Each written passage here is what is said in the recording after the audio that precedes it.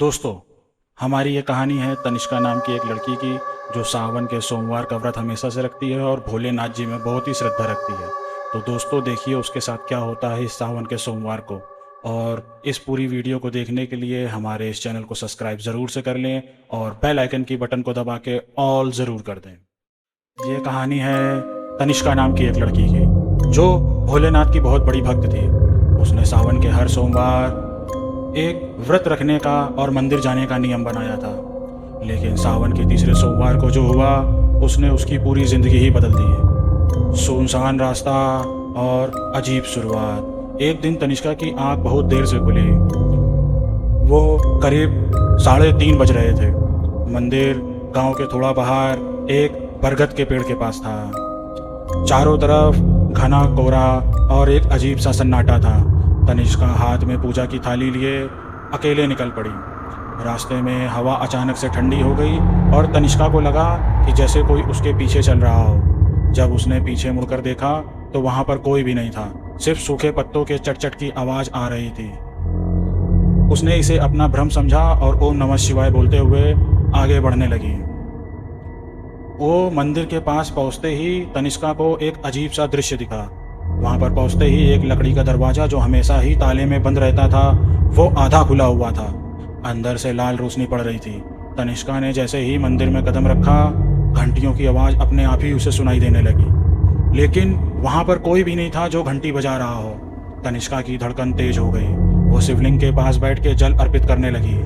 तभी उसको अपने कान के पास एकदम घुटन भरी एक ठंडी सांस महसूस होने लगी। एक शैतानी आवाज़ उसके कान में फुसफुसाई, आज का सोमवार तेरा आखिरी सोमवार है।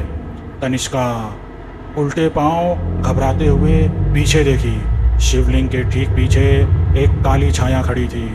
उस आकृति की आंखें आग की तरह लाल थी और उसके पांव पीछे की तरह मुलटे हुए थे, उल्टे थे। तनिष्का ने पीछे भागने की कोशिश की मगर उसके पांव जैसे ज़मीन से चिपक गए थे। थाली हाथ से छूट के गिर गई, बेलपत्र ज़मीन पर बिखर गए। वो छाया तनिष्का की तरफ बढ़ने लगी।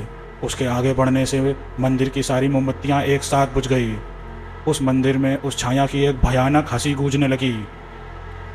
उस सावन में उसने कहा कि तनिष्का ने उस रास्ते में आने की गलती कर दी।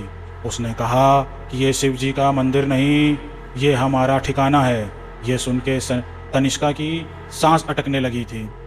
वो छाया अपना लंबा काला हाथ तनिष्का की तरफ बढ़ा रही थी। तनिष्का ने अपनी आंख कस के बंद करी और तेज से चिल्लाई, हर हर महादेव।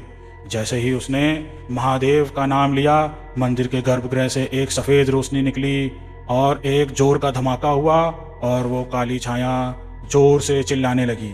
एक पल के लिए पूरा मंदिर सफ़ेद रोशनी से भर गई। जब तनिष्का ने आंखें खोली तो वो छाया वहाँ से गायब हो चुकी थी। मंदिर के पुरोहित सुबह की आरती के लिए आ रहे थे। जब वो आए तो उन्होंने तनिष्का को ज़मीन पर बेहोश पड़े देखा। जब तनिष्का को होश आया तो उसने सबको ये बात बताई। गांव के बुजुर्गों ने बताया कि सावन की सोमवार को उस पुराने बरगद के पास ब्रह्म राक्षस भटकता है और जो भी रात के उस अंधेरे में वहाँ से अकेले गुजरता है वो कभी भी वापस नहीं आता। तनिष्का तो शिव जी की भक्ति की वजह से बच गई, लेकिन आज भी कोई भी वहाँ से सावन के सोमवार को रात में अकेले नहीं गुजरने की हिम्मत करता है। घंटी की आवाज़ें और वह ब्रह्म राक्षस लोगों को आज भी वहाँ पे दिखाई पड़ता है।